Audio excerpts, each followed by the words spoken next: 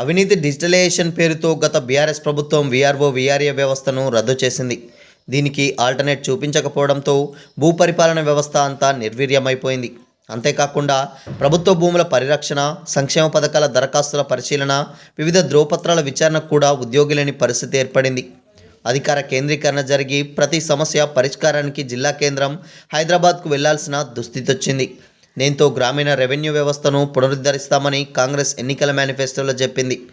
అధికారంలోకి వచ్చాక దానికోసం కసరత్తు ముమ్మరం చేసింది.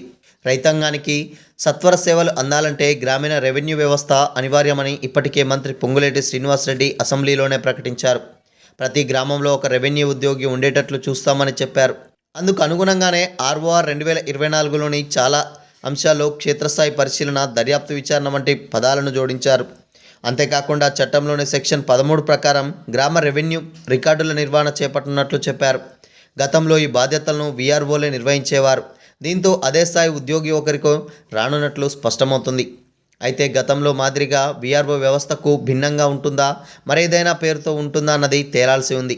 వీఆర్ఓకు బదులుగా జూనియర్ రెవెన్యూ ఇన్స్పెక్టర్ లేదా మరే ఇతర పేరుతోనో రూపొందించే ఛాన్స్ కూడా ఉన్నట్లు చర్చ జరుగుతున్నది. గ్రామీణ రెవెన్యూ వ్యవస్థలో ఊరికొక్కరిని తీసుకునేందుకు ఉన్నతాధికారులు కసరత్తు చేస్తున్నారు. గతంలో పనిచేసిన వీఆర్ఓలందరినీ తీసుకోవడం లేదన్న వార్తలు వినిపిస్తున్నాయి. డైరెక్ట్ రిక్రూట్ వీఆర్ఓలను నేరుగా తీసుకోవడం, డిగ్రీ క్వాలిఫికేషన్ కలిగిన అందరికీ ఎగ్జామ్ నిర్వహించి ఎంపిక చేసుకోవడం, లేదంటే టీజీపీఎస్సీ ద్వారా పూర్తిగా నియామకాలు చేపట్టడం వంటి ఆప్షన్లపై చర్చ నడుస్తుంది. వీటిలో ఏ ప్రతిపాదనక నియామకాలు చేపడతారన్నది కేబినెట్లో చర్చించిన తర్వాతే తేలే అవకాశం ఉన్నది. ఉన్నతాధికారులు మాత్రం ఈ మేరకు ప్రతిపాదనలు పంపారు. గతంలో ఎలాంటి రెవెన్యూ వ్యవస్థ ఉంది, నియామకాల ప్రక్రియ విధానం, ఎంతమంది ఏ తీరున ఉద్యోగంలో చేరారు, ఇలాంటి అన్ని అంశాలతో కూడిన నివేదికను సిద్ధం చేశారు. అందులో వీఆర్ఏల నుంచి వీఆర్ఓలుగా వచ్చిన వారి జాబితా కూడా ఉంది. అలాగే వీఆర్ఏలు కొందరు తహసీల్దార్ కార్యాలయాల్లో జూనియర్ అసిస్టెంట్లుగా పనిచేస్తున్న అంశం కూడా చర్చలో ఉంది. అయితే ఈ మేరకు ఫైనాన్షియల్ క్యాలిక్యులేషన్లు జరుగుతున్నాయి. ఏది తక్కువ బడ్జెట్తో సర్దుమాట అవుతుందో దాన్ని బట్టి ఓ నిర్ణయాన్ని తీసుకునే ఛాన్స్ ఉందని సమాచారం. అయితే తామంతా పబ్లిక్ సర్వీస్ కమిషన్ ద్వారానే పరీక్ష రాసి వీఆర్ఓగానే చేరిన వాళ్లే అని వారు చెబుతున్నారు. వీఆర్ఓ వీఆర్ఏ వ్యవస్థలైతే ఉండవని ప్రభుత్వ అధికారులు స్పష్టం చేస్తున్నారు.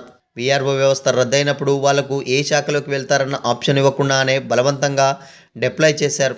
మరోసారి అలాంటి తప్పిదం చోటు చేసుకుండా జాగ్రత్తలు తీసుకుంటున్నారు. ఇప్పటికే సొసైటీలు, కార్పొరేషన్లు, హోం, మున్సిపాలిటీ శాఖల్లోకి వెళ్లిన పూర్వపు వీఆర్ఓలు చాలామంది ఇబ్బందులు పడుతున్నారు. కొందరైతే అక్కడ ఉద్యోగం చేయలేక దీర్ఘకాలిక సెలవు పెట్టిన వారు ఉన్నారు. వారిలో చాలామంది డైరెక్ట్ రిక్రూటీస్ ఉన్నారు. పైగా డిగ్రీ, పీజీలు చదివిన వారు ఉన్నారు.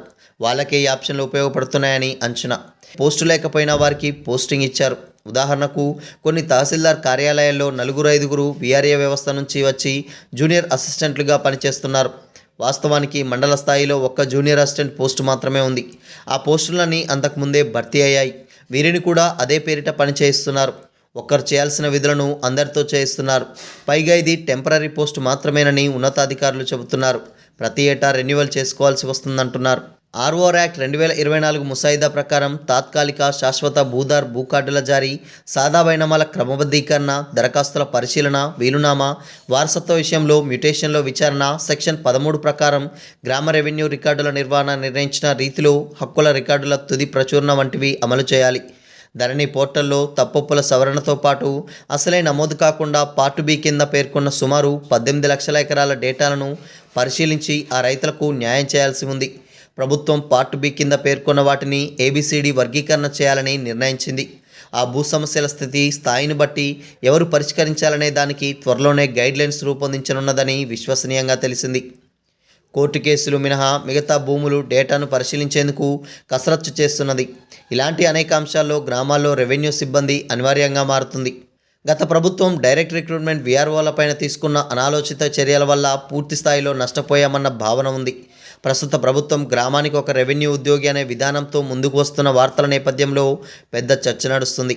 ఇప్పటికే ప్రమోషన్, సీనియారిటీ విషయాల్లో అన్యాయానికి గురైన తమను మరోసారి నష్టపోవడానికి కాంపిటేటివ్ పరీక్ష ద్వారా వచ్చిన మేము సిద్ధంగా లేమంటున్నారు.